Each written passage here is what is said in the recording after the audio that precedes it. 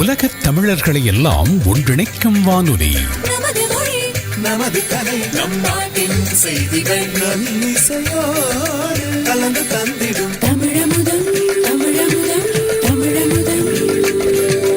இதுவோர் உலகத் தமிழோசை.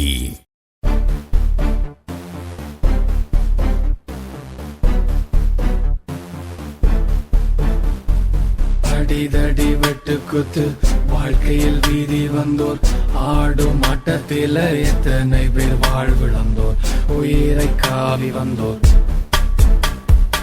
அடிதடி வெட்டு குத்து வாழ்க்கையில் வீதி வந்தோர், ஆடும் ஆட்டத்தில எத்தனை பேர் வாழ்விழந்தோர், உயிரை காவி வந்தோர். வணக்கம். பிரான்ஸ் நாட்டில் பாரிஸ் நகரத்தில் குறும் திரைப்படங்களின் பணிகள் தொடர்ச்சியாக நடைபெற்று வரும் இந்த வேளையில் ராணி படைப்பகத்தின் தயாரிப்பில் உருவாகி கொண்டிருக்கின்ற வஞ்சகம் திரைப்படம் தொடர்பாக நாங்கள் இங்கே கூடியிருக்கின்ற கலைஞர்களிடம் இருந்து சில கருத்துக்களை கேட்க இருக்கின்றோம். வஞ்சகம் என்கின்ற திரைப்படம், இந்த திரைப்படத்தின் ஆரம்ப விழாவில் இந்த திரைப்படத்துக்கான பெயர் அவமானம் என அறிவிக்கப்பட்டிருந்தது. படப்பிடிப்பு வேளையில் இந்த படத்தினுடைய பெயர் மாற்றம் பெற்றிருக்கிறது என்பதை உங்களுக்கு முதலில் அறிய தருகின்றோம். அந்த வகையில் இங்கே நாங்கள் சந்திக்கப் போகின்ற கலைஞர்கள் வஞ்சகம் திரைப்படத்தோடு சம்பந்தப்பட்ட கலைஞர்களாக இருக்கின்றார்கள்.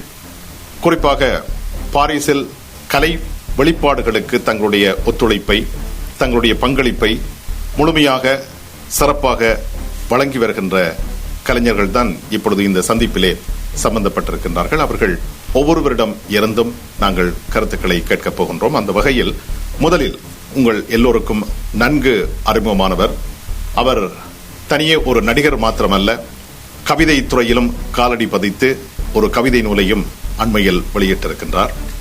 நண்பர் சின்னக்குட்டி தயாநிதி அவர்கள் இந்த வஞ்சகம் திரைப்படம் தொடர்பாக இப்பொழுது தன்னுடைய கருத்துக்களை கூறப்போகின்றார். வணக்கம் தயாநிதி அவர்களே. வணக்கம் ராஜன்.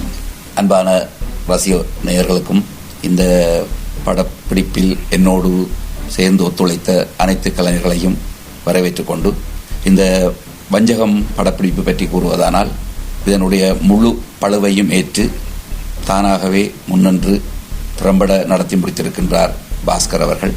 மன்மதன் என்றால் அனைவருக்கும் தெரியும்.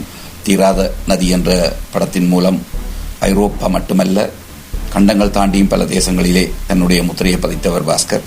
அவர் இந்த வஞ்சகம் திரைக்கதையை என்னோடு பகிர்ந்து கொண்டு, உங்களுக்கும் இதில் ஒரு முக்கியமான பாத்திரம் இருக்கிறது, நீங்கள் இதில் நிச்சயம் நடித்து தர வேண்டும் என்று கேட்டிருந்தார். அவர் கதை சொன்ன பக்குவம், அந்த கதையில் உள்ள சாராம்சம் என்னை ஈர்த்து கொண்டதனால் நானும் உடனே சம்மதித்துக் கொண்டேன். ஒரு கிழமை தன்னோடு ஒத்துழைக்க வேண்டும் என்று சொல்லி நானும் என்னுடைய பணிக்கு ஒரு கிழமை லீவு போட்டு அவரோடு இணைந்து நடித்துள்ளேன். அந்த கதையோட்டத்தை பார்க்கும் பொழுது காலத்தின் கட்டாயம், இன்றைய தேவை என்ன, எங்களுக்கான அவசியம் என்ன, புலத்தில் நாம் சந்திக்கும் துன்பங்கள் என்ன, துயரங்கள் என்ன, எம்மை சுற்றி எம்மோடு வாழ்ந்து கொண்டிருப்பவர்கள் எப்படி வாழ்கிறார்கள், அவருடைய நோக்கங்கள் என்ன, அப்படியான பல மைய கருத்துக்களை கொண்டதாக அந்த படம் அமைந்திருக்கிறது, காணக்கூடியதாக இருக்கிறது. நிச்சயமாக இந்த வஞ்சகம் திரைப்படம் மக்கள் மத்தியிலே பேசப்படும். புலம்பெயர் சமுதாயத்தில் ஒரு பதிவு என்று ஒரு காலத்தில் ஏதாவது ஒன்று எங்காவது ஒரு மூலையில் எழுதப்படுமானால், இந்த வஞ்சகம் திரைப்படமும் நிச்சயமாக அங்கே குறிக்கப்படும் என்பது என்னுடைய அசைக்க முடியாத நம்பிக்கை. தயாநிதி அவர்கள் தன்னுடைய கருத்துக்களை இங்கே கூறியிருக்கின்றார். இந்த சந்தர்ப்பத்தில் எம்மோடு இந்த கலந்துரையாடலில் கலந்து கொண்டிருக்கின்ற மற்றொரு கலைஞர் செல்வகுமார் அவர்கள், அவரிடத்தில் வஞ்சகம் திரைப்படம் தொடர்பான கருத்துக்களை இப்பொழுது நாங்கள் கேட்போம். வணக்கம் செல்வகுமார் அவர்களே. வணக்கம் ராஜ்நந்தா அவர்களே. குறிப்பாக இந்த வஞ்சகம் திரைப்படத்தில் நீங்கள் நடிக்கின்றீர்களா? நான் நிச்சயமா நடிக்கின்றீர்களா? மஹிந்த ராஜபக்ச வசம் தானே? இல்லை, இதுல முற்றிலும் மாறுபட்ட வேடம் ஒன்றை முதலாக இந்த முழுநில திரைப்படத்தில் நடிக்கின்றேன். பாஸ்கி அவர்களோட இரண்டாவது தடவையாக முதல் ஒரு குறும்படத்தில் நடிச்சிருக்கேன் நினைக்கிறேன். இதுல முதல் முறையாக நடிக்கிறேன். நீங்கள் குறும்படத்தில் நடித்த பொழுது உங்களுக்கு ஏற்பட்ட அனுபவத்திற்கும் இந்த முழுநீள திரைப்படத்திலே, வஞ்சகம் திரைப்படத்திலே நடித்த போது ஏற்பட்ட அனுபவத்திற்கும் இடையில் நீங்கள் கூறக்கூடிய விடயங்கள் இருக்கிறதா? நிறைய இருக்கின்றது. அப்படியா? என்னென்னு சொன்னால், கூடுதலாக நாங்கள் நாடகங்கள்லாம் நிறைய அனுபவம் இருந்தது. தியானி என்ன எழுதி கொடுத்து அதை நடிச்சு தான் பழக்கம். முதலாக கேமராவுக்கு முன்னால் நிற்கும் பொழுது நிறைய பேச்சுகள் எல்லாம் வேண்டி இருக்கின்றோம் பாஸ்கிட்ட. சில கட்டங்கள் வந்து 7 தடவை கூடிய எடுத்திருக்கணும். இந்த விஷயத்துல எங்களுக்கு நல்ல அனுபவத்தை நாங்கள் பெற்றிருக்கின்றோம். படத்தின் ஒவ்வொரு கட்டங்களும் ஒவ்வொரு படப்பிடிப்புகளும் வந்து எங்களை பார்க்க அதிசயமாக தான் இருந்தது. என்ன சொன்னால் அந்த அணுகுமுறை வந்து இந்திய தயாரிப்பு டைரக்டர்கள் அவருக்கு சமமாக பாஸ்கி எடுத்த விதம் வந்து எல்லாரையும் வியக்கக்கூடியதாக இருந்தது. நிச்சயம் தீரா நதி படத்தை பெற்ற பெரு வெற்றியை விட இது கூடுதலான வெற்றி பெறும். மற்றது நிறைய எல்லா கலைஞர்களும் இருக்கிறார்கள். குணவாளன், தயாநிதி, அப்படி பேர் போன கலைஞர்கள், பாரிஸ் கலைஞர்கள் முழுக்க இதிலே நடிக்கின்றார்கள். அது ஒரு பெரிய விஷயமாக தெரிகிறது எனக்கு. மீண்டும் உங்களிடத்தில் வருகின்றோம். இந்த சந்தர்ப்பத்தில் இந்த வஞ்சகம் திரைப்படத்தின் எல்லாமாக இருந்து இந்த திரைப்படத்தை இயக்கிக் கொண்டிருக்கின்ற நண்பர் எம் பாஸ்கி அவர்களை இப்பொழுது நாங்கள் சந்திப்போம். வணக்கம் பாஸ்கி அவர்களே. வணக்கம் ராஜன்.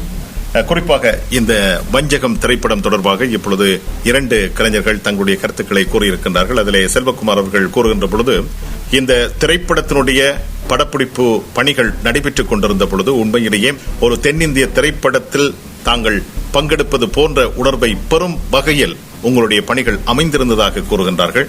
இந்த அனுபவங்களை நீங்கள் எங்கிருந்து பெற்றீர்கள், எவ்வாறு பெற்றீர்கள்? அனுபவங்கள் நான் இப்போ ஏற்கனவே ஒரு சில குறும்படங்கள் இயக்கியிருக்கின்றேன். அந்த குறும்படங்களாக தான் நான் இதை பெற்றேன். மற்றும் ஏனைய வெளிநாடுகளில் வந்த இந்திய திரைப்பட கலைஞர்கள் வந்து இந்த பணிபுரியும் போது அவரோட சேர்ந்து நான் சென்று பணிபுரிந்தேன். அப்போ அதோட பார்த்து கற்றுக்கொண்டதான் இந்த அனுபவம். இங்கு வருகை தந்த கலைஞர்கள் என்று கூறுகின்ற பொழுது யார் யார் என்று குறிப்பிட முடியுமா? மன்மதனம்பு படத்தில் கமல்ஹாசன் காலியோனில் வந்து ஒரு சீனுக்கு நான் இந்த லொகேஷன் மேனேஜராக வேலை செய்தேன் 2 நாள். கேஎஸ் ரவிக்குமார் கையாண்ட முறையை பார்த்தேன். அதே மாதிரி பிரபுதவான படத்தில், போக்கிரி படத்தில் வேலை செய்திருக்கிறேன், வில்லு படத்தில் வேலை செய்திருக்கிறேன், அதே மாதிரி பெங்கேங்கால் படத்துலையும் வேலை செய்திருக்கிறேன். இந்த 3 திரைப்படம் வேறு அசல் படத்துலேயே நான் 2 இடத்துக்கு ஒரு லொகேஷன் மேனேஜர் இருந்தேன். அப்படி ஒரு சில படங்கள் இங்கே வந்து தென்னிந்தியா படங்களுக்கு, இந்த மாதிரி ஷாருக்கான் படம் ஒன்றுக்கு, ஒரு பாடல் ஒன்றுக்கு 2 இடத்துக்கு லொகேஷன் மேனேஜர் இருந்தேன். அதாவது இந்த காட்சி அமைப்புகள், காட்சிகளை படம் பிடித்தல் என்பது ஒரு முக்கியமான பகுதி திரைப்படத்திலே. அந்த துறை சார்ந்த அனுபவம் மட்டும் உங்களுக்கு போதுமானதாக இருக்கிறதா இந்த திரைப்படங்களை இயக்குவதற்கு, அல்லது நீங்கள் இதற்காக வேறு இடங்களில் பயிற்சிகளை பெற்றுக் கொண்டீர்களா, அனுபவங்களை பெற்றுக் கொண்டீர்களா? அதை பற்றி கூறுவீர்களா? இதை பற்றி நான் இன்டர்நெட்லாம் படிக்கிறது உண்டு. ஆனால் இந்த தேடுதல் இன்டர்நெட்டில் இது இப்படி இருக்கணும், இதை இப்படி செய்கிறாருன்ற தேடுதலும் அந்த படிப்பு தான். மற்றபடி நான் ஆரம்பத்திலிருந்து சொல்லப்போனால் அந்த டிடிஎன் இருந்த காலத்திலிருந்து இன்றைக்கு வரைக்கும் நான் என் நண்பர்களோடையும் சரி, நானும் என்னுடைய குடும்பங்களையும் சரி, நான் வேலை செய்ய பெற்றுக்கொண்ட அனுபவங்கள் தான் போய் நான். அதாவது நீங்கள் ஒரு முக்கியமான விடயத்தை சுட்டிக்காட்டி இருக்கின்றீர்கள். அதாவது இன்டர்நெட்டில் கற்றுக்கொண்டேன். இப்பொழுது உலகம் அதுதான். அந்த இன்டர்நெட் ஊடாக எங்களுக்கு தினமும் என்ன தேவையோ அதனை நாங்கள் அங்கிருந்து பெறக்கூடியதாக இருக்கும் என்று பெரிய பெரிய விடயங்கள் எல்லாம் அதற்கூடாக நடப்பதை நீங்கள் அறிந்திருப்பீர்கள். அதை பற்றி நான் தெளிவுபடுத்த வேண்டிய அவசியம் இல்லை. ஆகவே இப்பொழுது இந்த திரைப்படம், குறிப்பாக வஞ்சகம் படப்பிடிப்பு பணிகள் நிறைவு பெற்று விட்டன என்று நினைக்கின்றேன். சரியா? முற்றுமுழுதான் நிறைவேற்றி விட்டது. அதாவது என்னோட எடிட்டர் வந்து இப்போ காட்சி கோப்பு செய்ய வேண்டிய படத்தொகுப்பு செய்ய வேண்டிய வேலை மட்டும்தான் மீதி கிடக்குது. அதுக்கு பின்பு தான் இசை, அதுக்கு பிறகு தான் சில டப்பிங் செய்ய வேண்டிய நேரங்கள் வந்தால் அதை நாங்கள் செய்வோம். சரி, மீண்டும் வருகின்றோம். அடுத்து நண்பர் குணபாலன் அவர்களை இப்பொழுது நாங்கள் சந்தித்துக் கொள்வோம். வணக்கம் குணபாலன் அவர்களே. வணக்கம் எஸ் கே ராஜன். வணக்கம் நேயர்களே, அதாவது வந்து வானொலி கேட்டுக்கொண்டிருப்பார்கள் அவர்களுக்கும் நாங்கள் வணக்கம் சொல்ல வேண்டும். அவர்களுக்கும் வணக்கம். இந்த திரைப்பட முயற்சிகள் என்பது நான் நினைக்கின்றேன் ஓரளவுக்கு 2 தசாப்த காலத்தை தாண்டி பயணித்துக் கொண்டிருக்கின்றது. இளம் கலைஞர்கள் இப்பொழுது வியக்க வைக்கும் வகையிலே தங்களுடைய திறமைகளை பாரிஸ் நகரத்தில் இருந்து வெளிப்படுத்துகின்றார்கள். இந்த திறமைகள் என்பது உலக அளவில் பேசப்படுகின்றன என்பது பாரிஸில் வாழ்ந்து கொண்டிருக்கின்ற அத்தனை கலைஞர்களுக்கும், அதாவது ஈழத்து கலைஞர்களுக்கும் பெருமை தருகின்ற ஒரு விடயம். இதனை நீங்கள் எவ்வாறு அவதானிக்கின்றீர்கள்? இதை பற்றி நீங்கள் என்ன கூறுகின்றீர்கள் குணபாலன் அவர்களே? உண்மைதான். முதலில் பாஸ்கரனுடைய வளர்ச்சி, பாஸ்கரனை நான் ஒரு 10 ஆண்டுகளுக்கு முன்பே நினைக்கிறேன், ஆர்டிஎம் பிரதர்ஸ் இண்டஸ்ட்ரியல் நடாத்திய ஒரு பாட்டுத்திறன் போட்டி. அந்த பாட்டுத்திறன் போட்டியில் இவர் பாட வேண்டும் என்று அடம் பிடித்து பாடியவர். கலை மேல் உண்மையிலே நிறைய ஆர்வம் கொண்டவர். கலையிலே சாதனை செய்ய வேண்டும் என்று அன்றே அவர் தொடங்கி இருக்கின்றார், அன்று பாடியிருக்கின்றார். பின்பு ஒரு இசைக்கலைஞனாக வந்திருக்கின்றார். பின்பு படலைக்கு படலை மூலம் மக்கள் மத்தியிலே பிரபல்யமானார். குறும்படத்தை இயக்கி இருக்கிறார், நடித்திருக்கிறார். இப்பொழுது தீராநதியை எடுத்து மீண்டும் வஞ்சகத்தின் ஊடாக வலம் பெறப் போகின்றார். இன்று அவர் ஒரு சிறந்த நடிகராக அவர் பெயர் சொல்லுற அளவுக்கு பெயர் பெற்றிருக்கின்றார். அதனால்தான் கனடாவில் கூட அவரை அழைத்து கனடாவுக்கு சென்று அவர் நடித்து வந்திருக்கின்றார். அதேபோல இன்று இளைஞர்களுடைய குறும் படங்கள் எல்லாம் உண்மையிலே ஒரு பாரிய வளர்ச்சியை பாரிஸ் மாநகரம் அடைந்திருக்கிறது. இது மற்ற நாடுகளில் இருந்து பாரிஸை தான் உதாரணமாக சொல்லுவார்கள். அதற்கு இவரும் ஒரு காரணம். அண்மையில் ஒரு படபூஜை நடந்தது. அந்த படபூஜையில் பாரிஸில் ஐரோப்பாவிலே முதல் வீடியோ காவியத்தை எடுத்த ஞானம் பீரிஸ் அவர்கள் வந்திருந்தார்கள். அந்த படபூஜையை பார்த்ததுமே அவருக்கு ஆஹா, நாங்கள் அன்று ஆரம்பித்த பொழுது இப்படியெல்லாம் நமக்கு ஒரு வீடியோ வைத்துக்கொண்டு நாங்கள் படம் எடுத்திருக்கின்றோம், ஆனால் இன்று மிக நவீன சாதனங்கள் எல்லாம் இங்கே வந்திருக்கின்றது. இதை பார்க்கின்ற பொழுது எனக்கு கூட ஒரு படம் எடுக்க வேண்டும் என்ற ஆசையை தூண்டி இருக்கின்றது. அந்த வகையில் உண்மையிலே பாஸ்கரனின் பாராட்ட வேண்டும். அவருடைய விடாமுயற்சி, கலைமேல் கொண்ட காதல், அதனால் அவருடைய தொடர்ச்சியாக அவர் தீராநதி படம் எடுப்பதற்கு முன்பு கூட நான் இவரை பாரிஸ் லா சப்பலிலே சந்தித்திருக்கின்றேன். படம் எடுத்த விதம் அது ஒரு தனி விதம். அந்த படத்தை பல வர்த்தகர்களிடம் சென்று ஒரு பேப்பரிலே தன்னை பற்றி எழுதி கொண்டு, நான் யார், நான் சில குறும்படங்களை எடுத்தவன், படலைக்கு படலையில் நடித்தவன், நான் ஒரு முழுநீள திரைப்படத்தை எடுப்பதற்கான முயற்சியிலே ஈடுபட்டு கொண்டிருக்கின்றேன், இதற்காக நீங்கள் எல்லாம் உதவிக்கரம் நீட்ட வேண்டும் என்று சொல்லி பல வர்த்தகர்களை அவர் சந்தித்திருக்கின்றார். பல வர்த்தக பெருமக்களும் முடிந்த அளவு ஏதோ செய்திருக்கின்றார்கள். அதில் அவர் பல குறிப்பிட்டிருக்கிறார், இந்த படம் வெற்றி அடைந்தால் நிச்சயமாக நீங்கள் தருவதை நான் மீண்டும் தந்து விடுவேன். உண்மையில் அந்த படம் வெற்றி அடைந்திருக்கின்றது. அந்த வெற்றியின் பயன் வஞ்சகம் வருகின்றது. வஞ்சகத்தை தொடர்ந்து இன்னும் பல படங்கள் நிச்சயமாக அவர் தருவார், தர வேண்டும் என்று அவரை இந்த வேளையிலே வாழ்த்துக் கொள்கிறோம். நல்லது. இந்த சந்தர்ப்பத்தில் வஞ்சகம் திரைப்படத்தில் நடிக்கின்ற இன்னொரு நடிகரை நாங்கள் இப்பொழுது சந்திக்கின்றோம். வணக்கம் தயாளன். வணக்கம் அண்ணா. இப்பொழுது நீங்கள் இந்த திரைப்படத்தில் நடிப்பது மட்டும்தானா அல்லது வேறு பணிகளும் செய்கின்றீர்களா? திரைப்படத்தில் தான் முழுமையாக நான் ஈடுபடுறேன். ஆனால் அதை விட்டு நான் இந்த நாடகங்களையும் குறும்படங்களையும் என்ன மிச்ச ஈடுபாட்டுகளை காட்டிக்கொண்டிருக்கிறேன். இந்த திரைப்படத்தில், வஞ்சகம் திரைப்படத்தில் உங்களுடைய பாத்திர படைப்பு எப்படி? ஏனென்றால் உங்கள் பாத்திரங்கள் ஊடாக நீங்கள் பாரிஸ் நகரத்தில் மாத்திரமல்ல வேறு நாடுகளிலும் நீங்கள் அடையாளப்படுத்தப்பட்டிருக்கின்றீர்கள். அந்த இடங்களிலெல்லாம் உங்களுக்கு வரவேற்பு கிடைத்திருக்கின்றன. அதனால் கேட்கின்றேன், வஞ்சகம் திரைப்படத்தில் உங்களுடைய பாத்திர படைப்பு எப்படியானது? என்னை பற்றி சொல்லணும்னு சொன்னால், நான் ஒரு நகைச்சுவை உணர்வு கொண்டவன். ஆனால் இந்த படத்தில் எனக்கு அப்படி ஒரு சின்ன இதுவும் தரையில்லை. என்ன சிரிக்கவே வேணாம இடத்துலையும் சிரிக்க வேணாம ஒரு என்ன சொல்றது, ஒரு கோபமான, எந்த நேரம் ஒரு இதையுமே யோசிக்கிற ஒரு விரைப்பான ஒரு இளைஞனா காட்டியிருக்காரு. அது எனக்கே அது வித்தியாசம் தெரியுது. எனக்கு என்ன ஒரு சிரிக்காம ஒரு முழுநில படத்துல நடிக்க வச்சது என்னிலேயே எனக்கு பெரிய மாற்றம் வந்திருக்கு. அதாவது இந்த திரைப்படத்தில் நடிக்கின்ற பொழுது உங்களுடைய உணர்வு எப்படி? நடிக்கிற பொழுது என்ன, நான் ஒரே பேச்சு வேண்டுவேன், கன்னடத்தில் அடியும் பண்ணியிருக்கேன்.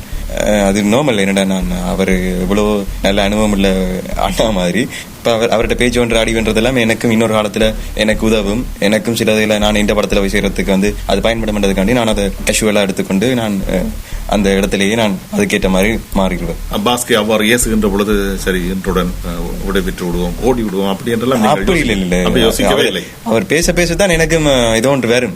அவர் ஒன்றை சொல்லி போட அதுக்கு உதாரணம் சொல்லுவேன். இப்படி இருக்கு, இப்படி இல்லை, இப்படி இல்லை, இப்படி இல்லை, நான் உன்னை இதுக்காண்டி பேசல, நீ யோசிக்காத, நான் இதுக்காண்டி இதை தான் என்ன அதை பேசுறதுக்கான காரணத்தையும் சொல்லுவேன். அப்ப சோ இது அதோட அந்த அனுபவத்தையும் சொல்லுவேன். நான் எங்கேயும் காதல் படத்துல அதுல வேலை செய்யறேன், நான் லெனின் சிவத்திர படத்துல வேலை செய்யிருக்கேன், இதாண்டா அங்க பேசினதான் நான் உங்களுக்கு பேசுறேன் அப்படின்னு சொல்லி அப்ப நாங்க ஓகே அதை ஏற்றுக்கொள்ளக்கூடிய அந்த தேவை எங்களுக்கு இருந்தது. அப்ப அதனால நாங்கள் அதை பெருசா எடுக்கல. ஆகவே இந்த வஞ்சகம் திரைப்படம் எப்படி மக்கள் மத்தியில் செல்லும் என்று நீங்கள் எதிர்பார்க்கின்றீர்கள்? ரெண்டு விதமா சொல்லலாம். சொல்லுங்க. ஒன்று மனசுல பசையா ஒட்டி கொண்டு போவோம், படத்தை பார்த்து முடிஞ்சு வெளியில போய்க்கல மக்கள். பாஸ்கியின் முதல் படத்திலும் தீராநதியிலும் நீங்கள் நடித்தீர்களா? தீராநதியிலும் நடிச்சிருக்கேன். சரி, அந்த திரைப்படத்தில் நடித்ததன் மூலம் உங்களுக்கு கிடைத்த வரவேற்பு, பாராட்டுக்கள்? தீராநதியில் ஏசியும் இருப்பார்கள், என்ன நீங்கள் சொல்லுங்க. தீராநதியில ஒரே ஒரு சீன் தான் என்ன மெயினான ஒரு பாத்திரம், அதுல ஒரு சீன். அந்த ஒரு சீனுக்கு எனக்கு கிடைச்ச பாராட்டு அது சொல்ல முடியாது. உண்மையா நான் அது அந்த இயல்பா எனக்கு இருந்தது, இயல்பா அந்த கதையோட ஒட்டி இருந்தது, அது பார்க்கக்கூடிய மாதிரி இருந்து என்று சொல்லி கனவேர் என்ன பாராட்டிச்சினோம். அப்ப எனக்கு அதுல கிடைச்ச அந்த ஆர்வம் தான் இந்த இப்ப வஞ்சகம் படத்திலையும் எனக்கு சந்தர்ப்பத்தை கொடுத்திருக்குது. இதன் மூலமாகவும் உங்களுக்கு ரசிகர்கள் மத்தியில் வரவேற்பு கிடைக்கும் என்பது இப்பொழுது தெரிகிறதா அல்லது அதில் ஏதாவது சந்தேகம் இருக்கிறதா? 100%. இப்ப இதுக்கு பிறகு எனக்கும் பாஸ்கரனுக்கும் போட்டியே வரும். அப்படியா? அதுல நான் வெளிப்படையா சொல்லுவேன். என்ன சொன்னா, இந்த படத்துக்கு பிறகு பட வாய்ப்புகள் வந்தா எனக்கு என்ன தேடி வரும் என்ற ஒரு நம்பிக்கை 100% இருக்குது. அப்பொழுது நீங்கள் இவரை மறந்து விட மாட்டீர்கள் தான். தயாநிதி அவர்களை, நீங்கள் சிந்தனையில் ஆழ்ந்திருக்கின்றீர்கள், சொல்லுங்கள். அதாவது ஒரு காலத்தில் பாரிஸ் நகரத்திலே படப்பிடிப்பு, படம் எடுப்பது என்பது ஒரு பெரிய வேலை.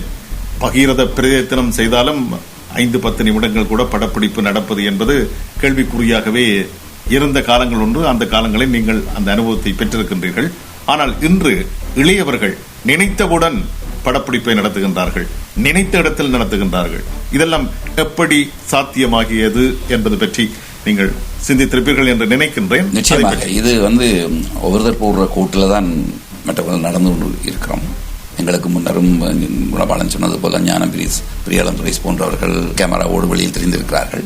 அதன் பின்பு நாங்கள் பாரிஸ் வீடியோ மலர் என்ற வீடியோ மலர் மூலம் 9 வீடியோ நாடகங்களை செய்திருக்கிறோம். அப்பொழுதுதான் முழுமையாக கேமராவை வெளியிலே கொண்டு வந்து படங்களை தயாரித்திருக்கிறோம். அப்போதெல்லாம் எங்களுக்கு எந்தவித உதவியுமே இருக்கவில்லை. ஈவன் வர்த்தகர்கள் கூட அவ்வளவு பெருசாக வளர்ந்திருக்கவில்லை. 85 பகுதிகளிலே நாமவே எங்களிடம் உள்ளதை போட்டு உள்ளதை வைத்துக் கொண்டு தொழில்நுட்பம் வளரவில்லை. உதாரணமாக சொல்வதனால் எங்களுக்கு BKR பாலா என்றவர் இருந்தால் பிறந்த நாளுக்கு மட்டும்தான் இந்த கேமராவை தூக்குவார். அவரை கொண்டு வைத்து தான் அந்த வீடியோ நாடகங்களை செய்திருக்கிறோம். அப்பொழுதெல்லாம் அவர் உண்மையிலேயே அவர் ஒரு படம் எடுக்கக்கூடிய அளவுக்கு தன்னை வளர்த்துக் கொள்ளவில்லை. வீடியோ என்ன எடுக்குதோ தட்டி விட்டால் அதுதான் அங்கே வரும். நாமும் அதுக்கு முன்னால் என்ன செய்ய முடியும் அதைத்தான் செய்தோம். அதனால் நாங்கள் எங்களை வளர்த்துக் கொள்ள முடியவில்லை. காலப்போக்கிலே எங்களுக்கு இருந்த ஆரம்ப சூழல் நாங்கள் பொருளாதார பிரச்சனை இருந்தது. குடும்பம் ஆரம்பம் பிரான்சிலே புது சூழலை உருவாக வேண்டிய நிலைமையிலே இக்கட்டுகளையும் கலைய மறக்காமல் ஏதோ இயன்றதை செய்தோம். இப்போதுள்ள இளைஞர்களுக்கு காலம் மாறிவிட்டது. அவர்கள் தங்கள் காலில் நிற்கிறார்கள், அல்லது பெற்றவர்கள் உசாராக இருக்கிறார்கள், வர்த்தகர்கள் வளர்ந்து விட்டார்கள், தொழில்நுட்பம் வளர்ந்து விட்டால் அதை கற்றுக்கொள்ளும் வாய்ப்பு அவர்கள் இருக்கு. அப்பெல்லாம் அவங்களுக்கு இன்டர்நெட்டும் இல்லை, ஓடினேட்டரும் இல்லை, அந்த பெரிய ஒரு கேசட்டில் போட்டு பட்ட கஷ்டங்கள் இருக்கு நிறைய. இப்போ அப்படி இல்லை, விரும்பினவனை போட்டு அழிச்சு எடுத்து விரும்பினதை செய்யலாம். சவுண்ட் அது இது எல்லா பக்கத்தாலையும் அவர்கள் நல்ல வாய்ப்புகள் கிடைத்திருக்கு. ஆனால் அதை ஆர்வத்தோடு படித்திருக்கிறார்கள், தேடிக்கொள்கிறார்கள். அதனால் இப்பொழுது திறம்பட செய்ய முடியும் அவர்களால். ஒரு தென்னிந்திய திரைப்படத்துக்கு ஈடாக ஏன் அதை விஞ்சி கூட இவர்களால் செய்ய முடியும் என்ற நம்பிக்கை இப்பொழுது பார்க்கும்போது தெரிகிறது. பாரிசிலே வெளிவந்த குறும்படங்கள் ஆரம்பத்துக்கும் இப்ப அண்மை கால 2 வருடங்களுக்கும் பார்க்கும்போது பிரமிப்பாக இருக்கிறது. அவ்வளவு நீங்கள் நினைக்கின்ற அந்த அளவுக்கு இப்பொழுது இளைஞர்கள் ஈடு கொடுக்கின்றார்களா? அதாவது உன்னதமாக தென்னிந்திய திரைப்படத்துக்கு ஈடாக திரைப்படங்களை தயாரிக்க முடியும் என்று நீங்கள் நினைப்பதற்கு ஈடாக இங்கே பணிகள் இடம்பெறும். நிச்சயமாக இன்னும் ஒரு 2-3 வருடத்தில் இங்கிருந்து படங்கள் பேசப்படும் பல இடங்களில் என்பது உறுதியாக தெரிகிறது. ஏனென்றால் இளைஞர்கள் எங்கள் காலத்தில் நாங்கள் நாடகம் என்ற ஒரு வட்டத்துக்குள் தான் சுற்றினோம் எங்கள் கையிருப்பை வைத்துக் கொண்டு. ஆனால் இப்பொழுது இவர்கள் எல்லாம் எடுத்த உடனே திரைப்படம் குறும்படம் என்று வந்து விட்டார்கள். என்ற வளர்ச்சியும் காலத்தின் தேவையும் அப்படி இருக்கிறது. அதனால் அவர்கள் அதனூடாகவே இருக்கிறார். மற்றது இவர்களிடையே நல்ல ஒரு ஒற்றுமை தெரிகிறது. போட்டியின்றி நல்லொரு படைப்பை தர வேண்டும் என்ற ஒரு ஒற்றுமை தெரிகிறது. உதாரணத்துக்கு பாஸ்கியின் படத்தில் கூட 10 நண்பர்கள் பின்னாலே நின்றார்கள். எவ்வளவு தூரம் ஒத்துழைத்தார்கள் என்பது உள்ளுக்கு இருந்தவர்களுக்கு தெரிந்திருக்கும். ஆனால் ஒரு 10 நண்பர்கள் பின்னால் இருப்பது அது ஒரு பலம். இல்லை என்றால் எல்லாம் தனியவே அவரே பார்த்து எல்லாமே செய்வனுடைய சிக்கல் ஏற்பட்டிருக்கும். எனவே அந்த ரீதியில் இதே போல புரிந்துணர்வோடு விட்டுக் கொடுப்போடு எல்லா நண்பர்களும் அவருடைய சமகால கலைஞர்கள் இணைந்து செயல்படுவார்களாக இருந்தால் நிச்சயமாக ஈழத் திரைப்படம் உலகத்திலேயே ஒரு முன்னிலை வைக்கக்கூடிய சாத்தியம் தென்படுகிறது. அதைத்தான் நான் கூற முடியும். அதனை தயாநிதி அவர்கள் தெரிவித்திருக்கின்றார். மக்கள் நிறைவாகவே திரையரங்குக்கு வருவார்கள். எங்களுடைய ஊடகங்கள் தொடர்ச்சியாக எங்களுடைய திரைப்படங்களை விளம்பரப்படுத்தினார். தென்னிந்திய திரைப்படத்திலே படபூஜைக்கும் கசட் வெளியீட்டுக்கும் பிறந்த நாளுக்கும் கொடுக்கின்ற முக்கியத்தை எங்களுடைய ஊடகங்கள் எங்களுடைய கலைஞருடைய நிகழ்வுக்கு கொடுக்குமானால் நிச்சயமாக திரையரங்குகள் நிறைந்த மக்களோடு படம் பார்த்து மகிழ்ச்சியாக செல்வார்கள். அதற்கு உங்களை போன்ற ஊடகங்கள் அத்தனையும் ஈழத்து கலைஞர்களை உற்சாகப்படுத்தி எங்களை முன்னிலைப்படுத்துமானால் தயாநிதி சொன்ன 3 ஆண்டுகளுக்கு பின்னால் அல்ல, இந்த ஆண்டிலேயே உலகம் போற்றும் உன்னதமான படங்களை எங்களுடைய கலைஞர்கள் தருவார். எந்த விதத்திலும் எண்ணத்திலுமே குறைந்தவர்கள் அல்ல எங்களுடைய கலைஞர்கள், ஒன்றை தவிர, அதாவது பணம். இந்த பணம் மட்டும் எங்களிடம் இருக்குமானால் இந்த ஆண்டிலேயே நிச்சயமாக சரித்திரம் படைக்கக்கூடியவர்கள் எங்களிடம் எல்லா துறையிலும் உள்ளார்கள். ஆகவே மக்கள் கலா ரசிகர்கள் என்ன செய்ய வேண்டும்? கலா ரசிகர்கள் கண்டிப்பாக வருவார்கள். அவர்கள் எங்களுடைய படங்களுக்கு ஆதரவு தருகின்றார்கள். எங்களுடைய படங்களுக்கு அவர்கள் ஆதரவு தருவார்களானால் நிச்சயமாக அது தொடர்ச்சியான பணம் இல்லாட்டில் கூட அவர்களுடைய ஆதரவு கிடைக்குமானால் நிச்சயமாக எங்களுடைய படைப்புகள் தொடர்ந்து கிடைக்கும். அவர்கள் நிச்சயமாக வருவார்கள். அவர்களுடைய ஆதரவு தொடர்ச்சியாக எங்களுக்கு கிடைக்க வேண்டும் என்று அவர்களிடம் அன்பாக கேட்டுக்கொள்கின்றோம். தயாளன், பாருங்கள், உங்களை போன்ற கலைஞர்கள், ஆனால் உங்களை விட மூத்தவர்கள் இந்த மக்களிடத்தில், ரசிகரிடத்தில் எவ்வளவு தூரம் நம்பிக்கை வைத்திருக்கின்றார்கள்? நீங்கள் வைத்திருக்கும் நம்பிக்கை என்ன? இந்த படம் உங்க எல்லார்ட்ட வீட்லயும் இருக்கிற ஒரு முகம் பார்க்குற கண்ணாடி மாதிரி இருக்கும். என்று சொன்னா ஒவ்வொரு தமிழரும் அன்றாடம் சந்திக்கிற சின்ன சின்ன பிரச்சனைகளை நாங்க ஒட்டுமொத்தமா கோத்து எடுத்திருக்கோம். அப்ப ஒவ்வொரு நாளும் எங்கட வீட்டு கண்ணாடியில எப்படி எங்கட முகத்தை பார்த்து நான் இன்றைக்கு சோகமா இருக்கு, இன்றைக்கு சந்தோஷமா இருக்குன்னு எப்படி எங்களால புரிஞ்சு கொள்ள முடியுமோ, அதே மாதிரி இந்த படத்தை பார்த்தாலும் உங்களுக்கு அப்படி இருக்குமெண்டு படத்துல நடிச்ச என்னால இந்த படத்துல வேலை செய்த என்னால சொல்ல முடியும். இந்த நம்பிக்கையை நான் உங்களுக்கு தரேன். அந்த நம்பிக்கை உங்களுக்கு கிடைக்கணும்னு சொன்னா கட்டாயம் இந்த படத்தை பாருங்க, பார்த்து எங்களை வளர்த்து விடுங்க. நீங்க வருவீங்கன்னு நம்பிக்கை எங்களுக்கு இருக்கு. இது கலா ரசிகர்களிடம் விடுக்கப்படுகின்ற வேண்டுகோள். தயாளன், பாஸ்கி, இந்த வஞ்சகம் திரைப்படத்தினுடைய படப்பிடிப்புகள் அனைத்துமே பாரிஸ் நகரத்தில் மட்டும்தான் நடைபெற்றதா அல்லது வேறு இடங்களிலும் நடைபெற்றிருக்கிறதா? இந்த வஞ்சகம் திரைப்படத்தினுடைய ஒரு கரு எவ்வாறு அமைந்திருக்கின்றது, அதனை சொல்லலாமா, சொல்ல முடியுமா? அதை பற்றி இப்பொழுது உங்களிடத்தில் கேட்கின்றோம். ஒரு வாலிபனை எல்லாரும் ஏமாத்தினோம். அவர் யாருன்னு நான் இப்ப சொல்லல, அது படம் வந்தவர். நீங்க சரி, ஒரு நான் தான் நடிச்சிருக்கிறதுல என்னுடைய வயசுக்கார ஒரு ஆளை இந்த அவர் கடக்கிற பாதைகள் எல்லாருலேயும் எல்லா கதை அந்த கதைக்கு அவருக்கு தேவையானவர்கள் எல்லாரும் அவரை நம்பி ஏமாத்தினோம். அதான் ஒரு அந்த கதை கருவு. நான் ஏக்கினும் முதல் கேட்ட சொல்லையில நான் ஏக்கினோட திராநதி படத்துல இந்த கதை கேட்ட மாதிரி தான் நான் இங்க நடிகர்கள் இங்க பிரான்சில் கூடிய நடிகர்கள் தெரிவு செய்தேன். அப்ப நான் மனவருத்தப்பட்டிருக்கேன், இவரை நான் இப்போ தெரிவு செய்யலை, இவரை தெரிவு செய்யலைன்னு சொல்லி. வஞ்சகம் படத்துலையும் கூட எனக்கு நிறைய பேர் நான் எடுக்கல நடிக்கிறதுக்கு. அவர்கள் மனசுக்கு வச்சிருக்கிறேன், இவரை நான் தெரிவு செய்யலை. இதுக்கு காரணம் ஏற்கனவே குறும்படத்துல நம்ம 2-3 குறும்படங்கள்ல நம்ம ஒவ்வொரு ஆக்களை போட்டேன். இந்த குறும்படங்கள்ல அவர்கள் ஒரு நாள் வரவினும் 2-2 வர மாட்டினோம், போனோட சொல்வினும் நான் வேலை காரணம் வர இல்லைன்னு சொல்லி. அப்ப இந்த படம் பிடிப்பு இடையில நின்று. அதுக்கான காரணம் தான் நான் என்னுடைய படத்துல நானும் நடிக்கிறதுக்குரிய காரணமா இருந்தது. அதே மாதிரி தீராநதியில சரியா கஷ்டப்பட்டுனாங்க எல்லாராலையும் தான். படத்தை நடிக்க வந்தவர்களும் சரி, தொழில்நுட்ப கலைஞர்களும் சரி, எல்லாராலும் சரியா கஷ்டப்பட்டது. அது இந்த படத்தை இருக்கக்கூடாதுன்றதுக்காகவே முன்கூட்டியே நாங்கள் நடிக்க வர இல்லாட்டி நான் முதல் நீங்கள் இத்தனை நாள் நடிக்க வரணும், இத்தனை நாள் எனக்கு ஒத்துழைப்பு தரணும்னு சொல்லி கேட்டிருந்தேன். எனக்கு கதைக்கு பொருத்தமானாலும் தெரிஞ்சுது. அதே மாதிரி தான் தயனிதங்கள் குணவாளன் எல்லாம் சேர்த்து நான் இவரெல்லாம் எங்களுக்கு முன்னாடி அவரை அங்கிள் என்று சொல்லுகிறேன், இவரை அண்ணி என்று சரி சரி தயனிதன்னாவும் இதனை கேட்காவிட்டால் அவர் இருவர் நண்பர்கள் ஒரே காலகட்டத்தில் அவரை நீங்கள் அங்கிள் என்று சொல்லும் பொழுது அவர்களே நான் என்னுடைய படத்தை திரானதிலே நான் எல்லாரும் சேர்க்கணும்னு ஆசைப்பட்டேன். எனக்கு அந்த சந்தர்ப்பம் அதில் அமையல. அப்ப இந்த படத்துல இந்த கதை கேட்ட மாதிரி சரி அமைஞ்சிட்டு இருந்தது. அப்ப நான் பார்த்தேன், அவையில கேட்டு பார்த்தேன்னா எனக்கு ஒத்துழைத்து இருந்தவ. அது நேரம் அவையில நடிக்க போன கொஞ்சம் பயம் இருந்தது. இப்ப எங்களுக்கு முன்னாடியே அவர்கள் முன்னிலையில் நீங்கள் கருத்து கூறினாலும் கூட, அதாவது நீங்கள் உங்கள் வயதை ஒத்தவர்கள், உங்களிலும் வயதில் இளையவர்களை எல்லாம் வைத்து நீங்கள் திரைப்படத்திற்காக வேலை பெற்றிருக்கின்றீர்கள். ஆனால் உங்களை விட கொஞ்சம் வயது அதிகமானவர்கள், நீங்கள் மூத்த கலைஞர்கள் என்று சொல்லக்கூடிய இவர்கள், அதாவது கலைஞர் தயாநிதி, கலைஞர் இரா குணபாலன், கலைஞர் செல்வகுமார் போன்றோரை நீங்கள் வைத்து வேலை வாங்குகின்ற பொழுது உங்களுக்கு கிடைத்த அனுபவம் எப்படியானதாக இருக்கிறது? எனக்கு கிடைச்ச அனுபவம் அவையில் நான் பிரமித்த எல்லாருலேயும் வசனங்கள் தான். நான் கொடுத்த வசனங்களை அதை அப்படியே அவையில் கொஞ்சம் கூடுவாமல் இருக்கட்டும், குறைவாக இருக்கட்டும், ஒன்றும் விடாமல் அதை அப்படியே சொல்லுவினோம். ஒரு ஃப்ரேம்லேயே சொல்லுவினோம், ஒரு காட்சியிலேயே.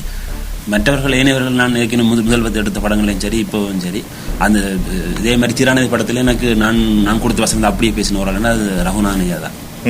அதே மாதிரி இந்த படத்துல வேறு 2 பேரும் நான் கொடுத்த வசனத்தை அப்படியே பேசினது. யார் 2 பேரும்? தயாநிதி அண்ணாவும் குணவாளனும் பேசினவர். மற்றவர்களும் பேசி நடிச்சிருக்கணும் வேறு. ஆனால் இவே 2 பேர்ட்டையும் நம்ம அப்படி ஒரு இந்த என்ன சொல்றது, இதான் வசனம், இதை பேசுங்க அப்படின்னு சொன்னா அதை அப்படியே நான் எதிர்பார்த்த மாதிரி தெரிவினோம். அதாவது ஒரு நடிகன் என்று வருகின்ற பொழுது, அதுவும் திரைப்படத்தில் ஒரு நடிகன் நடிக்க வருகின்ற பொழுது அவர் அங்கே எதுவும் தெரியாதவராகத்தான் வருவார். அந்த இயக்குனர் தான் அந்த படம். ஆகவே இயக்குனர் சொல்வதை அங்கே நடித்து கொடுப்பதுதான் ஒரு நடிகனுடைய வேலையாக இருக்கும். அவ்வாறு இந்த கலைஞர்கள் உங்களோடு பணி செய்தார்களா? நான் எதிர்பார்த்ததை விட நான் கேட்டதை எனக்கு தந்த படத்துல அது ஏனிய நடிகர்களும் அதே மாதிரி எனக்கு ஒத்துழைப்பு தந்தவ. நான் அதான் இப்போ நான் எதிர்பார்க்கல இவர்கள் இப்படிலாம் செய்யணும் செய்ய மாட்டோம்னு சொல்லி நான் எது கேட்டாலும் அதை கூச்சம் இல்லை திருப்பி அடையான்னு சொல்லி திருப்பி செய்யன்னு சொல்லுவேன். அப்போ நான் மனசுக்கு சங்கடப்பட்டேன். நான் திருப்பி கேட்க செய்யணுமோ இல்லையா இல்லை எதாவது அனுப்பினுமோ நான் இதை சொல்கிறேன்னு சொல்லி வந்து நான் எதிர்பார்த்தேன். நான் இல்லை எனக்கு திருப்தி இல்லை நான் சும்மா கேட்டு பார்ப்பேன். நான் எனக்கு விளங்குது நீ இதன்றால திருப்பி எடுக்க பிரச்சனைன்னு சொல்லி அப்போ நான் திருப்பி எடுப்போம். அதை எனக்கு திருப்தி வேறு நினைக்கு நான் எடுத்தேன். இந்த திரைப்படத்தில் காதல் காட்சிகள் எல்லாம் காதல்னு சொல்லி இருக்குதான். எங்களுக்கு இல்ல அவைக்கு தான் உங்களுக்கு தான் என்ன வயதுக்கேற்ற பாத்திரங்களாகத்தான் நீங்கள் கொடுத்திருக்கின்றீர்களா? இல்ல இப்ப சொல்லி வச்சா இனி வரும் காலங்கள்ல எங்களுக்கு ஏற்ற மாதிரி ஏதாவது நீங்கள் காதல் என்று பெரும்பாலும் நான் இது சொல்றதுக்கான இப்ப இந்தியா சினிமால சொல்லாத காதலை நாங்கள் சொல்ல போறோம். எங்க இருந்தாலும் மொழிகள் இந்தியாவில் மட்டுமா காதலிக்கிறார்கள்? எல்லா இடமும் காதலிக்கிறார்கள். அதுவே அந்தந்த இடங்களில் எப்படி காதல் நடைபெறுகிறதோ அதனை பிரதிபலிக்க வேண்டும். இப்ப பாரிஸில் காதல் என்றால் அது வித்தியாசமாக இருக்கும் இல்லையா? இல்ல படம் பார்த்தா தெரியும். கொஞ்சம் வித்தியாசமா தான் இருக்கும். இல்ல அந்த காதல் இருக்குதான் கொஞ்சம் வித்தியாசம் இருக்கும். இரண்டு பெண்மணிகள் நடிக்கணும். அவை லண்டன்ல இருந்து வந்திருந்தவ. அதே மாதிரி பெண் மணிகளா அல்லது பெண்கள் மங்கைகளா? மங்கையர் இல்ல, நீங்க பெண் மணிகள் என்று சொல்லும் பொழுது அது கௌரவமா சொல்றேன். இல்லை, பெண் மணிகள் என்று சொல்லும் பொழுது எப்படியும் அது 40 தாண்டி விடும். மற்றவர்கள் வரணுமே படம் பார்ப்பதற்கு இல்லையா? இளம் பெண்கள். செல்வகுமார், உங்களுடைய பாத்திரம் எப்படி உங்களுக்கு மனதுக்கு பிடித்தமான பாத்திரமாக அவர்கள் கொடுத்தார்களா அல்லது அவர் சொல்லிவிட்டார் என்பதற்கு நீங்கள் அந்த பாத்திரத்தை ஏற்று நடித்தீர்களா? எப்படி? டைரக்டர் சொல்ற பாத்திரத்தை தான் நாங்கள் நடிக்கணும், இல்லாட்டி இந்த சந்தர்ப்பம் கிடைக்காம போயிடும். இப்ப நாடகத்திலும் சரி நான் சொல்றதுதான் நீங்க செய்யணும்னு சொல்லுவேன். நம்ம என்ன நீங்க உங்களோட அப்படிதான். அப்ப இதுல அவற்ற விருப்பத்தின்படி எனக்கு கேட்ட பாத்திரமா தந்தார். இல்ல, உங்களுக்கு அந்த பாத்திரம் பிடித்து கொண்டதா? சிலருக்கு பிடிக்காவிட்டாலும் இயக்குனர் சொல்லிவிட்டாரே என்பதற்காக நடித்து கொடுப்பார்கள். பிடித்து கொண்டது காதல் காட்சி. காதல் காட்சியில ஆனா எனக்கு ஜோடி இருக்கு. உங்களுக்கு ஜோடி இருக்கு. காதல் பாடல்கள் ஒன்றும் இல்லை. பாடல்கள் ஒன்றும் இல்லை. அந்நியமா பேசுகின்ற காட்சிகள் எல்லாம் இருக்கின்றன. முதல் அங்கிள் அண்ணன் என்று சொல்லி அந்த அளவுக்கு இல்லை. அதை விட கொஞ்சம் குறைவா இருக்கும்னு நினைக்கிறேன். எனக்கு பிடிச்ச பாத்திரம் அப்படியா சொல்லி, ஆனால் வசனங்கள் சில நேரங்கள்ல தடுமாற்றம் ஏற்பட்டு பேசியும் இருக்கிற பாஸ்கே வைக்கல வயது வித்தியாசம் பார்க்காம பேசி இருக்கிறார். அவ்வளவு வரணும் அந்த தான் எதிர்பார்க்கிற காட்சி வரணும்ன்றதுல அவர் முழு மூச்சா என்ற அந்த முகம் பார்த்து விட இல்லை, பாவம் என்று பார்த்து விட இல்லை. அந்த காட்சி வேற மட்டும் விடையில கடைசியா சொல்லுவார், அண்ணா கொஞ்சம் ரிலாக்ஸ் பண்ணிட்டு எடுப்போம்னு சொல்லி. என்ன சொன்னா எனக்கு மேல கோவம் வந்துட்டு, அப்ப ரிலாக்ஸ் பண்ணி கொஞ்ச நேரம் இருந்துட்டு ஒரு 2 நிமிஷம் இருந்துட்டு விடுவாண்டா அடுத்த முறை வந்துட்டு. அண்மையில் சுவிட்சர்லாந்து நாட்டிலே எங்களுடைய குறும்பட கலைஞர்களை வைத்து அங்கே ஒரு நிகழ்ச்சி நடத்தப்பட்டது. அந்த நிகழ்ச்சிக்கு பாரிஸில் இருந்து அந்த குறும்படத்துறை கலைஞர்களை விட்டு வெளியே நிற்கின்ற கலைஞர்கள் என்று பார்க்கின்ற பொழுது ஒரே ஒரு கலைஞர் வருகை தந்திருந்தார், தயாநிதி அவர்கள். அங்கே வந்து அந்த மக்கள் இந்த இளம் கலைஞர்களுக்கு கொடுத்த உற்சாகத்தை நேரடியாக பார்த்து நீங்களாகவே மேடைக்கு வந்து உங்களுடைய கருத்துக்களை எல்லாம் நீங்கள் அங்கே கூறியிருந்தீர்கள். ஆகவே குணபாலன் அவர்கள் சொன்னது போல இந்த ஊடகங்கள் எங்களுடைய படைப்புகளுக்கு, ஈழத்து கலைஞருடைய படைப்புகளுக்கு, ஈழத்து கலைஞர்களை உற்சாகப்படுத்த வேண்டும், ஊக்கப்படுத்த வேண்டும், அவர்களை உயர்ந்த இடத்திற்கு கொண்டு செல்ல வேண்டும் என்ற எண்ணம் ஊடகங்களிடம் இருந்தால் நிச்சயமாக அவர்கள் சிகரத்தை தொடுவார்கள் என்பதை மிக சிறப்பாக கூறிக்கொண்டார். நீங்கள் நேரடியாக அந்த நிகழ்வில் கலந்து கொண்டீர்கள், நேரடியாக பார்த்தீர்கள். ஆகவே உங்களுடைய கருத்து என்ன? உண்மையில் ராஜன் குணபாலன் சொன்னது போல நாங்கள் பல இந்திய கலைஞர்களோடு பழகும் வாய்ப்பு, அவர்களோடு இணைந்து பணியாற்றும் வாய்ப்புகள் எல்லாம் கிட்டியிருக்கிறது. அவர்கள் ஒவ்வொரு நிமிடமும் கதைக்கும் பொழுது இலங்கை வானொலியை பற்றி கதைத்துக் கொள்வார்கள். இந்தியாவில் ஒளிபரப்பப்படாத பாடல்கள் அல்லது அந்த திரைப்படங்களுக்கான விளம்பரத்தை செய்தது இலங்கை வானொலி என்பார்கள். இலங்கை வானொலி இல்லை என்றால் எங்களுக்கு தெரியாது இந்த படத்தில் என்ன பாட்டு என்ன படம் வருது போகுதுன்னு சொல்லி தெரியாது. அப்படியான ஒரு பெரிய ஒரு பணியை இலங்கை வானொலி செய்திருக்குது. அந்த படங்கள் வெற்றிக்கும் உதவி அளித்திருக்கிறது இலங்கை வானொலி அந்த நேரத்தில். அதே போலத்தான் இன்றும் இங்கு ஊடகங்கள் எத்தனையோ இருக்கின்றன. ஆனால் அவர்கள் உண்மையுடனும் உணர்வுடனும் செயல்பட வேண்டும். உங்களை வைத்துக் கொண்டு சொல்வதற்காக இல்லை. இன்றைக்கு 15 வருடங்களுக்கு முன்னதாகவே உங்களை நாங்கள் அறிந்திருக்கிறோம், கண்டிருக்கிறோம். ஈழத்து கலைஞர்களுக்காக நீங்கள் எப்படி பாடுபடுகிறீர்கள், உங்களை எப்படி இதற்கு நீங்கள் செயல்படுத்திக் கொண்டிருக்கிறதை நாங்கள் அறிந்து கொண்டிருக்கிறோம். எங்களுக்கு பல ஊர்களை காட்டி தந்தவர்கள் நீங்கள் தான். இலங்கையிலிருந்து ஈழத்து கலைஞர்களை இங்கு முதல் அழைத்து நட்டப்பட்டிருக்கலாம், நியாயப்படுத்திருக்கலாம். ஆனால் அந்த உணர்வோடு செயல்பட்டவர் நீங்கள். இன்றும் நீங்கள் எங்களுக்கு பின்னால் தெரிகிறீர்கள். எங்களுக்கு தெரிந்தது போக இப்ப அடுத்த கலைஞர்களுக்கு பின்னால் தெரிகிறீர்கள். உங்களுடைய ஆதங்கம் வளர்கிறது, உங்களுடைய தேவை தெரிகிறது. எனவே இந்த கலைஞர்கள் வளர்த்தெடுக்கின்றது போல ஒவ்வொரு ஊடகங்களும் இதை தூர வைத்து பார்க்காமல் எங்களுடைய பிள்ளைகளுடைய செயல்பாடு நாளைக்கு எங்களுக்கு இந்த திரை உலகால் பல செய்திகள் சொல்லக்கூடியதாக இருக்கு. உலக வரலாறுகளை பார்க்கும் பொழுது கூட இந்த நாடகங்கள், திரைப்படங்கள் தான் பல செய்திகளை புறமொழி பேசுபவர்கள் கூட எடுத்து சொல்லி இருக்கிறது.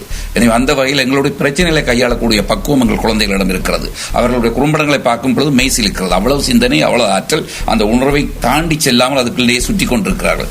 எனவே எமது மக்கள், எமது நேயர்கள், எமது ரசிகர்கள் எமக்கு தர வேண்டிய ஆதரவு. ஒரு திரைப்படம் எடுப்பதானால் எவ்வளவு சுமை என்பதை நாங்கள் அறிந்திருக்கிறோம். ஆனால் அந்த சுமையை சொல்வதனால் அங்கு எதுவுமே எடுபட போவதில்லை. நாங்கள் கேட்ட மாதிரிதான் கேட்பார்கள். ஆனால் நல்ல திரைப்படம் என்றால் பாராட்டுவார்கள். அந்த நிலைமை இங்கே இப்பொழுது மாறி இருக்கிறது.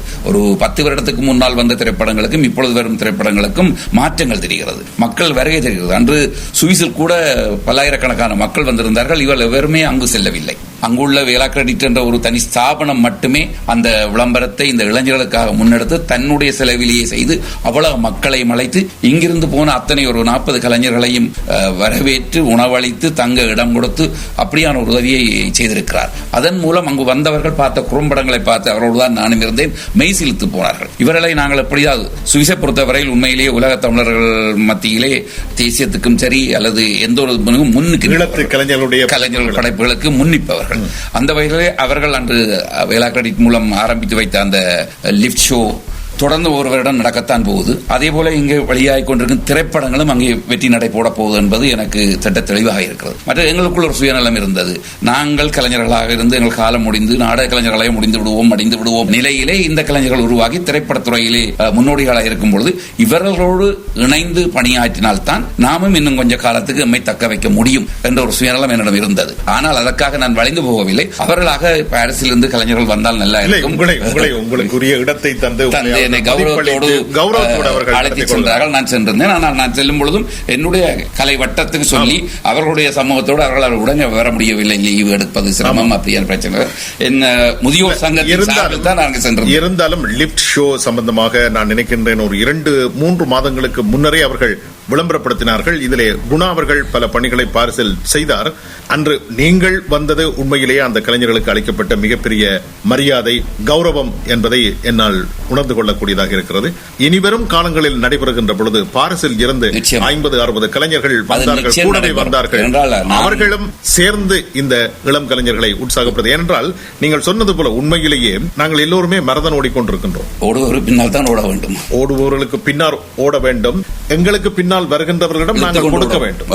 ஆகவே நாங்கள் கொடுக்க வேண்டிய எத்தனையோ விடயங்கள் இருக்கின்றன. அந்த விடயங்களை நாங்கள் நிச்சயமாக மற்றவர்களுக்கு நாங்கள் பகிர்ந்தாக வேண்டும். இன்று நீங்கள் செய்கின்றீர்கள், குணபாலன் செய்கின்றார். இங்கே இந்த திரைப்படத்தினுடைய இயக்குனர் பாஸ்கி அவர்கள் எல்லோரோடும் சேர்ந்து பணியாற்றுகின்றார். அது ஒரு அந்த பரஸ்பரம் தான் முக்கியமானது. மற்றது நான் பெரிது நீ பெரிது என்ற அந்த பேதமையை தள்ளி இவரிடம் அவர் கேட்கும் பொழுது சொன்னார், அண்ணா இது இப்படித்தான் பெறணும், இப்படி செய்வீர்களா? நிச்சயமாக செய்வோம். ஆனால் அவர் சங்கடப்படுவது எங்களுக்கு தெரிந்தது. ஒரு காட்சியை என்னோடு இணைந்து நடிப்பவர் பிழை விட்டால் கூட திருப்பி எடுக்கணும். ஒரு காட்சிக்கு ரெக்கார்ட் கூட வச்சுக்கிறாங்க. கின்னஸ் சாதனை ஒரு 56 தரம் எடுக்க வேண்டிய காட்சி கூட வந்தது ஒரு சின்ன ஒரு ஷாட். ஆனால் நான் அவ்வளத்துக்கும் இப்படி இருந்ததுதான். முன்னால் பேசுபவர் அப்படியே இழுத்து அடித்து கொண்டு போனார். அவர்களுக்கே சங்கடமே. நான் உங்களுக்கு திருப்தியாக விரும்புகிறேன், எடுங்கள் என்று சொல்லி காலை இருந்து மாலை வரை அந்த ஒரு காட்சியை எடுத்தோம். சஞ்சய்கள் வழியாக எத்தனையோ விடயங்களை படிக்கின்றோம். அதாவது சில புகழ்பெற்ற நடிகர்கள் காலையில் சென்று அவர்கள் ஒப்பனை செய்துவிட்டு மாலை இரவு வரை எந்த கட்டமும் நடிக்காமல் திரும்பி கலைஞர்கள். நான் இந்த நேரத்தில் சொல்லிக் கொள்ள வேண்டும் என்ற சக கலைஞர்கள், இளங்கலைஞர்கள் அதை கவனத்தில் எடுக்க வேண்டும் என்றால் நேரம் என்பது பொன்னானது. நீங்களே அடிக்கடி சொல்லுவீர்கள் நேரத்தின் பெருமதி பற்றி. கண்டிப்பா அங்கே அந்த இளம் தலைமுறை நேரத்தை மதிப்பதை என்னால் உணர முடியவில்லை. அதனால் பெரும் பாதிப்புகள். சம்பளம் கொடுத்து ஒப்பனைக்காக ஒரு பெண்ணை அழைத்து வந்து அங்கே வைத்திருக்கிறார்கள், ஒருவர் இருப்பார்கள், சவுண்ட் அப்படி ஒவ்வொரு பக்கத்தில் எல்லாரையும் கொண்டு வைத்திருக்கும் பொழுது இந்த கலைஞர்கள் அந்த குறித்த நேரத்துக்கு வராவிட்டால் அன்றைய பட்ஜெட் எப்படி போகும்? குறிக்கப்பட்ட பட்ஜெட்டுக்குள்ளே 10 பேர் 15 பேருக்கு சாப்பாடுகள் ஒழுங்கல் செய்து எல்லாம் செய்து விடும் பொழுது இவர்கள் தாங்கள் நினைத்த நேரத்துக்கு போக வேண்டும் புறப்படுகிறார்கள். அப்படியானால் அவருடைய எண்ணம் சிதைஞ்சு போற வாய்ப்புகள் தெரிகிறது. இன்டர்நெட், ஃபேஸ்புக், மொபைல், இவ்வளவு இருக்கிறது, இவற்றுக்கூடாக தெரியும் தானே என்னென்ன விரும்பும். அந்த இளைஞர்கள் இன்னும் சாதிப்பார் நம்பிக்கை இருக்கிறது. இங்கே கூட நாங்கள் வந்தவுடன் நாங்கள் சொன்னோம், நிகழ்ச்சி ஆரம்பிக்கும் போது தொலைபேசிகளை நிப்பாட்டி வையுங்கள். அதே போல அங்கு வரும்போது நிப்பாட்டி விட்டு வர வேண்டும், இல்லாட்டி அதை வீட்டை வச்சுட்டு வருவோம். அவர்கள் அங்கே காட்சி நடந்தவங்களுக்கும் இங்கே டெலிபோன் மணி அடிக்கும். அது இல்லாமல் வாழ்க்கையே இல்லாத மாதிரி போயிடும். அவர்கள் அதில் கவனம் செலுத்துவார்களானால் நிச்சயமாக குணபாலம் சொன்னது போல அடுத்த மாதமே நாங்கள் நல்ல வெற்றி படங்களை தர முடியும். ரெண்டு பேரும் கதைக்கிறீங்க, எனக்கு ஒரு மாதிரி இருக்குது. என்ன வச்சு கதைக்கிற மாதிரி நான் ஒட்டுமொத்த இளைஞர்கள் சார்பாக கதைக்கிறேன். இனிமேல் இந்த தவறுகள் அதாவது சொல்வார்கள், நாரதர் ஒரு நாளைக்கு 1000 பொய் சொல்ல வேண்டும், இல்லை என்றால் அவர்களுக்கு தலைவடித்து. எங்களுடைய இளைஞர்கள் ஒரு நாளைக்கு 1000 டெக்ஸ்ட் அனுப்ப வேண்டும், இல்லை என்றால் அவர்களுடைய கை இயங்காது, விரல்கள் இயங்காது, இல்லையா? நல்ல பிள்ளைகள். அது அந்த வயதுக்குரிய செயல்பாடுகள் இல்லை. இப்பொழுது ஒரு விடயத்தை நாங்கள் சுய விமர்சனம் செய்து கொள்ள வேண்டும். இப்பொழுது நீங்கள் ஒரு 18 வயதாக இருந்தால் என்ன செய்வீர்கள் இந்த காலகட்டத்தில்? அந்த நேரத்தில் இந்த வாய்ப்புகள் இந்த இளைஞர்கள் பரவாயில்லை. 60 நீங்கள் பேஸ்புக்ல நிக்கிறீங்களே, பல முகங்களை தேடுகிறீர்கள். அந்த முகங்களுக்கு கூட எத்தனையோ விடயங்களை பரிமாறுகின்றீர்கள், நல்ல விடயங்கள் நடைபெறுகின்றன. ஆனால் இந்த இளைஞர்களும் வருகின்றார்கள் பேஸ்புக்கில், அவர்கள் வேறு விடயங்கள் பார்க்கின்றார்கள், அந்த வயதுக்குரிய செய்கின்றார்கள். ஆகவே இப்பொழுது நாங்கள் இந்த கலந்துரையாடல் என்பது உண்மையிலேயே இது ஒரு பேட்டி நிகழ்ச்சியாக அல்ல, வஞ்சகம் திரைப்படத்தினுடைய கலந்துரையாடல் போன்று அமைந்திருக்கின்றது. இந்த கலந்துரையாடலை நாங்கள் அவ்வப்பொழுது நிகழ்த்துவோம். இப்பொழுது ஒரு சில கலைஞர்களை நாங்கள் உள்ளடக்கி இருக்கின்றோம், இன்னும் பல கலைஞர்களை உள்ளடக்கி அவ்வப்பொழுது இந்த கலந்துரையாடலை மேற்கொள்வோம். உங்களிடத்தில் சில வேளைகளில் வேறு ஊடகங்கள் தொடர்பு கொண்டு நீங்கள் இவ்வாறு நடத்திய விடயத்தை எங்களுக்கும் பரிமாறிக்கொள்ளுங்கள் என்றால், எங்களுக்கு தெரியும் பணியாளர்கள் பற்றாக்குறை, தொழில்நுட்ப குறைபாடுகள் இப்படி பல இருக்கின்றன. அவ்வாறு அந்த ஊடகங்கள் இந்த நிகழ்ச்சியை ஒளிபரப்புவதற்கு அவர்கள் விரும்பினால் நிச்சயமாக நாங்கள் இந்த பணியை செய்து கொடுப்பதற்கு தயாராக இருக்கின்றோம். என்றால் காரணம், ஈழத்து கலைஞர்களுடைய படைப்புகள் மேம்பட வேண்டும், அவர்கள் இந்த உலகில் நிபந்தனிக்க வேண்டும் என்பதற்காக அந்த பணியை செய்வதற்கு எப்பொழுதும் நாங்கள் தயாராக இருக்கின்றோம். பாஸ்கி, இன்றைய கலந்துரையாடலில் நிறைவாம்சமாக நீங்கள் என்ன கூறலாம் என்று நினைக்கின்றீர்கள்? சொல்லுங்கள். தமிழ் மாணவனுக்கு நான் நன்றி சொல்ல கடமைப்பட்டிருக்கின்றேன். ஏனெனில் என்னுடைய தீராநதி படத்துக்கும் முதலாக நீங்கள் நான் வந்து எங்களுக்கு இதே மாதிரி கலந்துரையாடல் செய்து நீங்கள் பரப்புரை செய்த நீங்கள் படம் நாங்கள் ஓடிக்கொண்டு இருக்கும்போதும் நீங்கள் இதே மாதிரி வந்து எங்களுக்கு ஆதரவு கொடுத்தீங்க, அதுக்கு நன்றி சொல்ல கடமைப்பட்டிருக்கின்றேன். மற்றும் இந்த ஏற்கனவே நீங்கள் இப்போ இதில் விலகாய்ச்ச மாதிரி நாங்கள் எல்லா இடமும் இந்த படத்தை கொண்டு நான் காட்சி அமைச்சிருக்கின்றேன். கனடா உட்பட, கனடாவில் வந்து நான் என்ன சொல்ல போனால் இது 2 பேரும் கனடா நின்றவன் அந்த படம் கொண்டு போய் ஓடும்போது கடந்த வருடம் கொண்டு நான் நாங்கள் காட்சி அமைப்பு போது அந்த அந்த நிகழ்ச்சி கொண்டாட்ட நிகழ்ச்சியில் எனக்கு ஒரு இடம் தந்தவர்கள், இந்த இடத்தில் வச்சு இந்த படத்துக்குரிய டிக்கெட்டில் விற்கலாம்னு சொல்லி 2 பேரும் சேர்ந்து எனக்கான அந்த உதவிகளை அங்கும் பண்ண முடிஞ்சவர். பார்த்தீர்களா? அதாவது அவர்கள் அங்கே கௌரவப்படுத்தப்பட்டு அழைக்கப்பட்ட கலைஞர்கள், அங்கே கலை நிகழ்ச்சி நடாத்துவதற்காக வந்த கலைஞர்கள், அங்கே அந்த பாத்திரத்தை அவர்கள் ஒதுக்கி வைத்துவிட்டு எங்கள் பாரிஸில் இருந்து எமது கலைஞர் வந்திருக்கின்றார், அவருக்கு இங்கே நாங்கள் எங்களுடைய ஒத்தாசையை வழங்க வேண்டும் என்று அவர்கள் உங்களோடு சேர்ந்து பணியாற்றி இருக்கிறார். உண்மையிலே இதெல்லாம் பாராட்டுக்குரிய விடயங்கள். காரணம், அவர்கள் இங்கிருந்து அனுபவங்களை பெற்றுக்கொண்டு வளர்ந்து வருகின்ற கலைஞர்கள். அந்த அனுபவங்கள் இப்பொழுது உங்களுக்கும் கிடைக்கின்றன என்பது பெருமைக்குரிய விடயம். மற்றும் அதே போல் அங்கு நடந்த அவருடைய மேடை நிகழ்ச்சியில எனக்கும் சந்தர்ப்பம் தந்த நடிகை சேர்ந்து பிறகு இந்த தீராநதி திரைப்படத்தில் நான் சுவிஸ் மக்களுக்கு தான் நன்றி சொல்ல கடமைப்பட்டிருக்கின்றேன். ஏன்னா இந்த சுவிஸில் வந்து கிட்டத்தட்ட 1 மாத காலமாக திரைப்படம் ஒரு மாநிலத்திலையும் தேடப்பட்டது. அதுக்கு அங்கே இருக்கும் சசி என்பவர் மற்றும் அந்த வேலாகிரட் வரைக்கும் சொன்னது போல அவர் ஒரு நாள் கண்ட இந்த சொன்னார் வந்து உங்களோட படம் நான் வந்து போய் பார்த்தேன், நான் மக்கள் பற்றாக்குறை, நான் உனக்காக ஒரு நாள் ஃப்ரீ ஷோ ஓடுறேன், இலவசமாக காட்சி அமைக்கிறேன், நீ வந்து மக்கள் வந்து பார்க்கறதுக்கும் அவையில் இதாக கொடுத்தா நான் வண்டி தரேன் உனக்குன்னு சொன்னார். அப்போ அவற்ற ஆதரவில் வந்து ஒரு நாள் ஒரு அரங்கொண்டு இது செய்து போட்டு அப்புறம் அந்த படத்தை திரையிட்டவர். அதில் வந்து 200 பேருக்கிட்ட போய் இந்த படத்தை பார்த்துருக்கின்றார்கள். பார்த்து பலரும் என்னோட தொலைபேசி நம்பர் எடுத்து பாராட்டியும் படத்தை பற்றி அதில் நடந்த நிறகுறைகளை பற்றியும் எனக்கு சொன்னார். அதே மாதிரி இந்த படமும் எனக்கு வஞ்சமும் எனக்கு நம்பிக்கை இருக்குது. இதே திறனதையை போன்று நான் எல்லா நாடுகளையும் கொண்டு திரையிடுவேன் சொல்லி ஒரு நம்பிக்கை இருக்குது.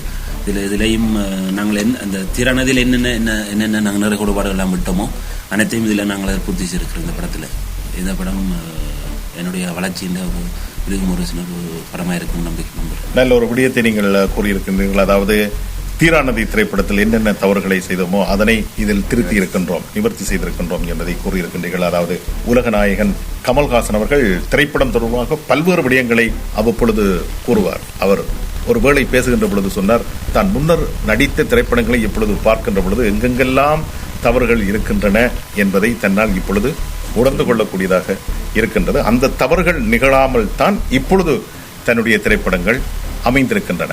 ஆனால் இந்த திரைப்படங்களை பின்னர் பார்க்கின்ற பொழுதுதான் இதில் இருக்கின்ற பிழைகள் தெரியும் என்று கூறுவார்கள். அதாவது எல்லாமே சரியாக யாருமே செய்வது இல்லை, சிறு சிறு குறைபாடுகள் இருக்கும்.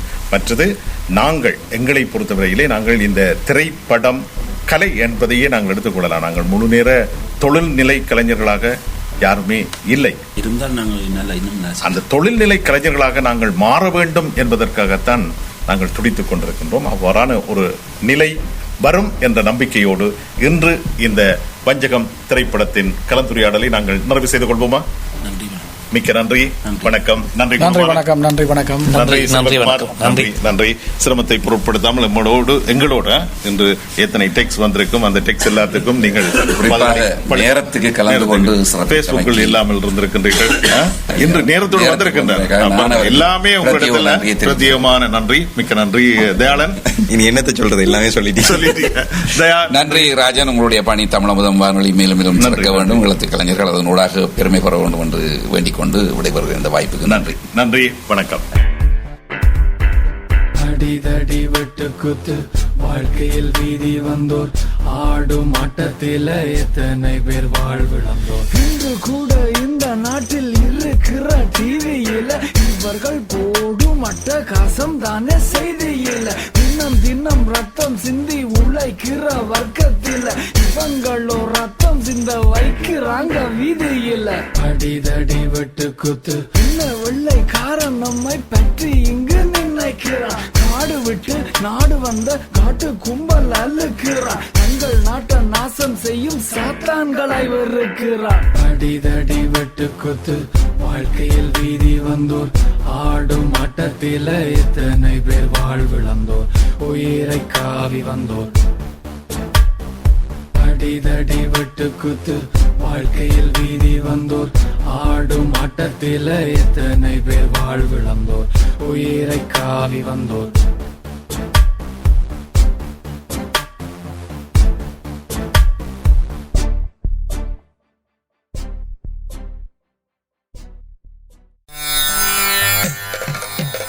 உலகத் தமிழர்களை எல்லாம் ஒன்றிணைக்கும் வானொலி.